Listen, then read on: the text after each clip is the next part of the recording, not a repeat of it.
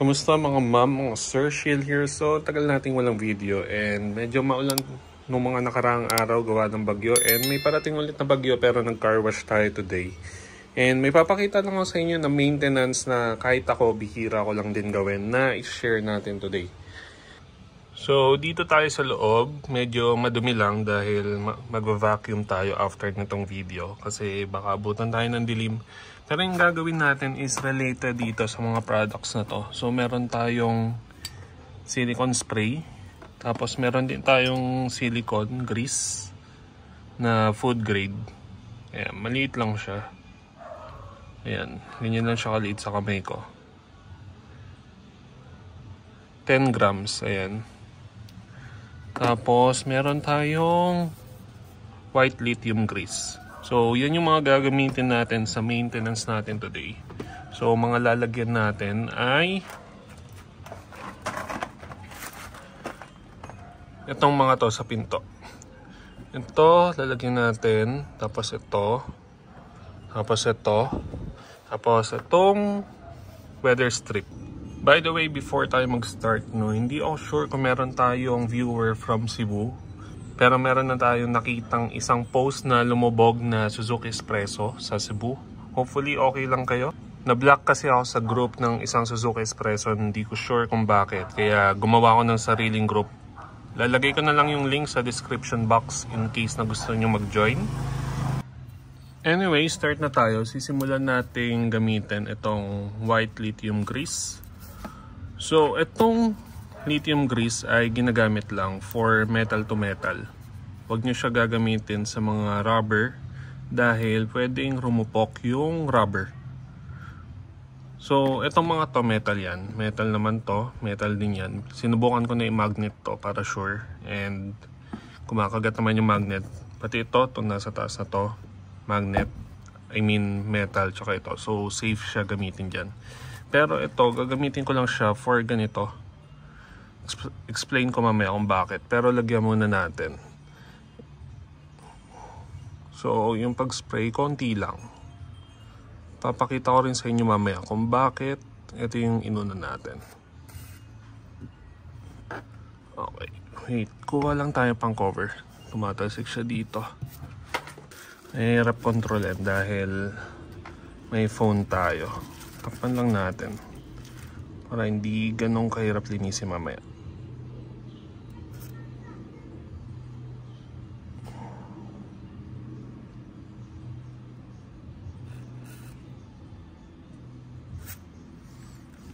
Okay. So, hayaan muna natin yan. Then, lagyan natin to konti sa loob. Hindi kita ito. Yan.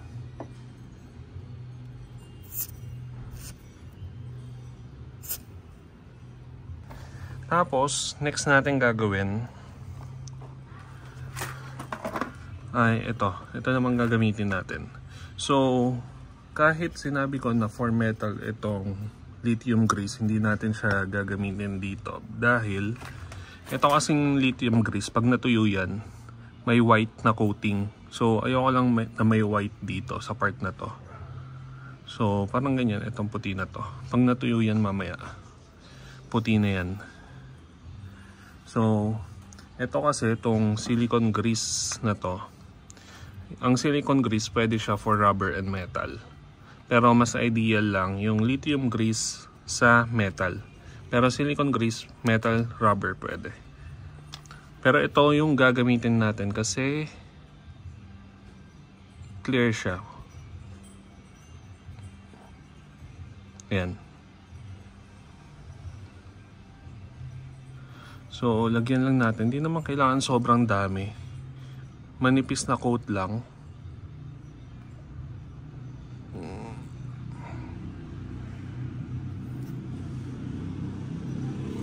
Tapos kalat nyo lang.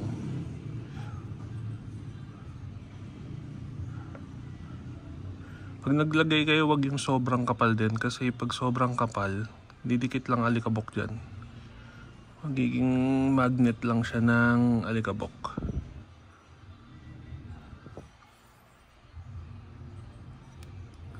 Yan din natin yung ilalim.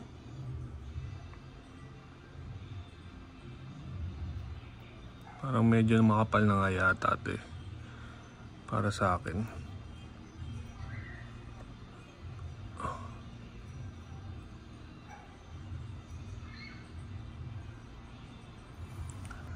So sa part na to, okay na tayo dito, hinihintay pa natin matuyo. Pinili natin yung lithium grease ang ilagay dito kasi pag yung silicone grease, hindi natin mapepenetrate yung loob.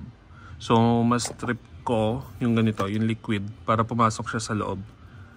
Tapos magiging coating lang sa loob para iwas kalawang. Tapos lagyan din natin muna yung baba habang nagpapatuyo. So lalagyan lang naman natin is yung may mga parang joints.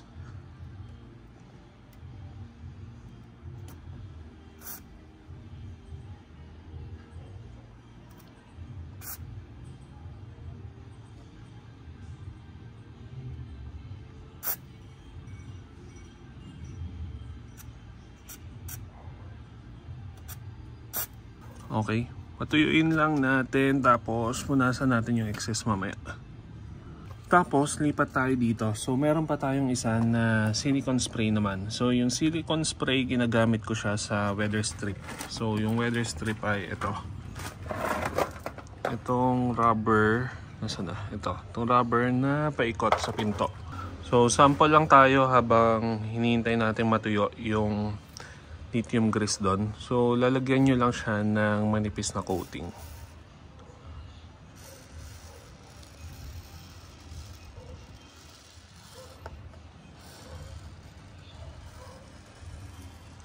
Tapos kalat lang natin. Kung medyo maselan yung balat nyo, mag-gloves na lang kayo. Kung madali magbalat yung kamay nyo.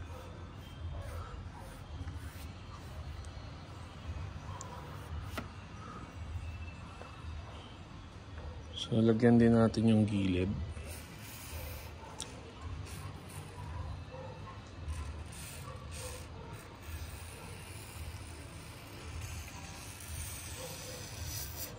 So ang purpose naman nito habang kinakalat natin is parang ito yung mag-a-act as waterproofing niya. So yung moisture ng rubber mag-i-stay siya sa loob ng rubber. Pag natuyo kasi yung rubber, lulutong hanggang masira yung rubber. So ito din yung magkikip ng moisture from outside na pumasok para hindi naman mag-molds. So yun yung purpose niya. Iwas ng moist papasok, iwas ng moist palabas para mag-keep. Tapos, kaya hindi pwede gamitin dito yung lithium grease kasi nakaka-dry yon ng rubber. So, pag nag-dry, lulutong din. So, doon din yung punta. Magka-crack, tapos masisira. So, sample lang yun. Hindi ko napapakita yung buong weather strip kasi abutin tayo ng oras doon. Balik ulit tayo dito sa silicone grease.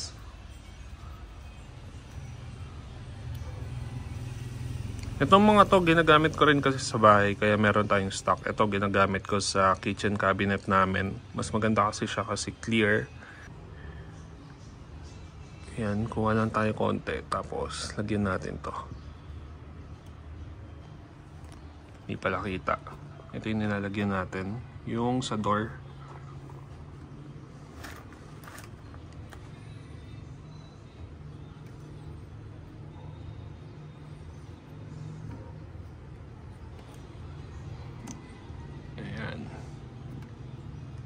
Di ba ang linis niya parang wala kapag yung clear. Ayan. Tapos yung sa weather strip pala, kung na-encounter nyo, yung nakasara yung pinto, tapos kapag binuksan nyo, yung parang nakadikit yung weather strip sa part na yon. Yun din yung kailangan nyo gawin. Lagyan nyo ng silicone grease yung weather strip para hindi siya matuyuan. At manikit. Manikit sa metal part. Okay, nandito tayo sa likod na pinto. Lumipat tayo dahil mas maliwanag dito para lang mas makita. And nalagyan ko na lahat ng pinto. And yun dito, ayan yung itsura niya nung natuyo. Ayan yung puti. So napunasan ko na siya. Tapos ayan, kita nyo naman yung kintab nung sa silicone grease. So nilagyan natin taas tsaka baba dito. Tapos yung dito, ayan yung itsura niya. So hindi ko na yan masungkit eh. So hayaan na natin yan dyan. Lilinisan na lang natin yung mga talsik-talsik na ganito mamaya. Nalagyan na rin natin ito. Hindi ganun halata kasi clear. Ayan. So, pag sinara nyo yung pinto,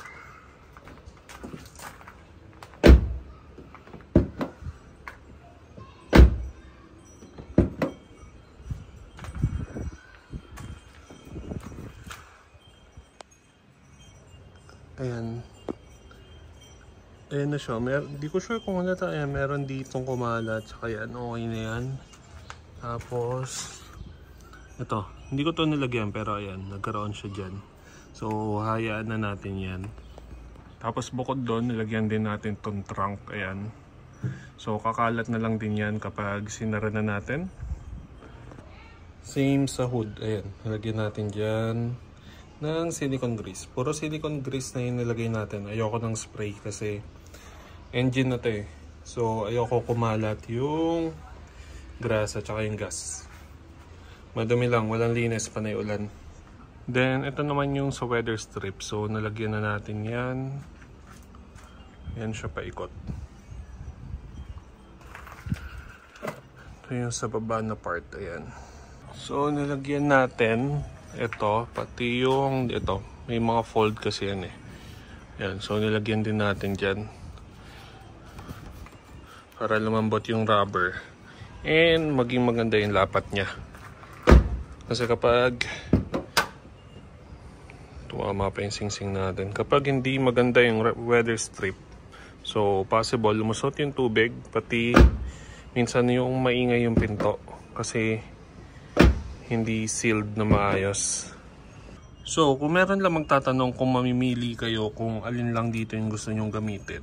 Kasi tayo, nagkataon lang tayo na meron tayo nitong tatlong to. Kasi ito, ginagamit ko to sa tools din. Pati ito.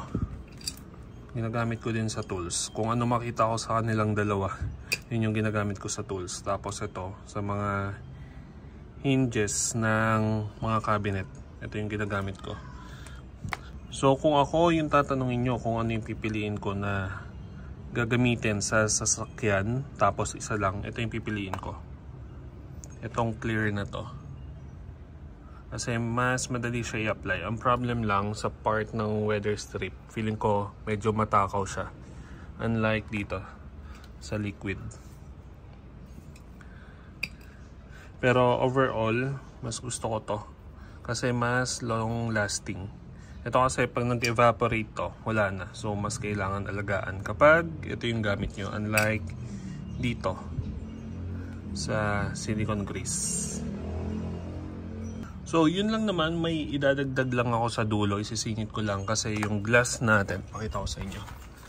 Isa sa mga naalagaan ko dito sa sasakyan. Diba? Sobrang clear. Wala yung watermarks. Never ako gumamit ng acid rain removal kasi hindi natin kinailangan. Pero kita nyo naman, clear. Kahit ito. Yan. Actually, meron akong ginagamit na chemical talaga na maliit. Meron akong hiwalay na video para doon. Ilalagay ko na sa description. Pero kung gusto nyo nung pwedeng gamitin sa body ng sasakyan, tapos pwede rin sa glass, yun yung ipapakita natin sa next part. Singit ko lang, katatapos ko lang mag car wash, and kung naghanap kayo ng pwedeng gamitin sa body na pwede rin gamitin sa glass, ito yung ginagamit ko. From Turtle Wax, Wax and Dry. Papakita ko sa inyo kung gaano ka okay siya pati sa salamin. Buhayin lang natin yung hose.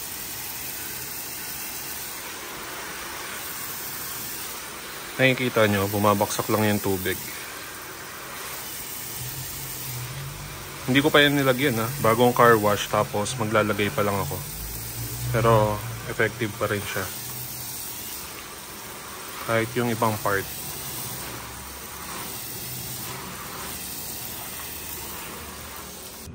Hindi ko na i-detail kung paano ko siya mismo ginagawa sa body tsaka sa glass kasi sundin nyo lang instruction. Yun lang din yung sinusunod ko kung paano siya gawin. Ayan pala yung features niya. Ayan nakalagay yung rain repellent. Ayan din yung presyo. Sa Blade ko siya binibili sa Shopee or minsan Ace Hardware. Pero mga Shopee lang na store. Minsan sa Turtle Wax din na shop sa Shopee pero madalas out of stock. Kung saan lang available sa tatlo na yun. Lalagay ko na lang yung link kung interested kayo. Anyway, yun lang mga ma'am, mga sir. Hopefully may nakuha kayo sa video na to. Drive safe and peace. Mas madali na isara yung mga pinto.